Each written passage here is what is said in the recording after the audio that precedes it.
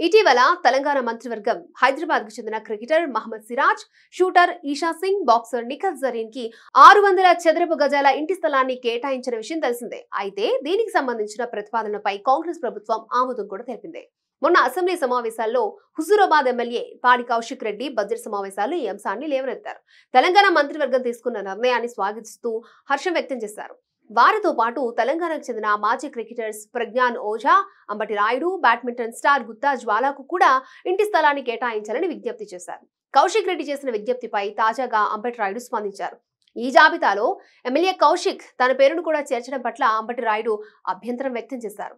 క్రీడాకారులను ప్రోత్సహించడం చాలా అవసరమని, మహమ్మద్ సిరాజ్ చేసిన కృషికి గుర్తింపుగా తెలంగాణ ప్రభుత్వం ఆయనకు ఇంటి స్థలాన్ని కేటాయించడం చాలా సంతోషంగా ఉందన్నారు. తనకు ఏ ప్రభుత్వం నుంచి స్థలం అవసరం లేదని ట్వీట్ చేశారు అంబటి. ఈ ట్వీట్ ఇప్పుడు వైరల్ అవుతోంది.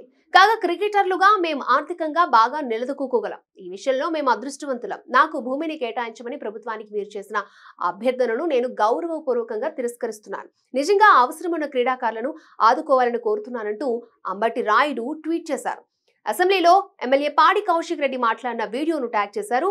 రాయుడు చేసిన ట్వీట్ ఇప్పుడు సోషల్ మీడియాలో వైరల్ గా మారింది.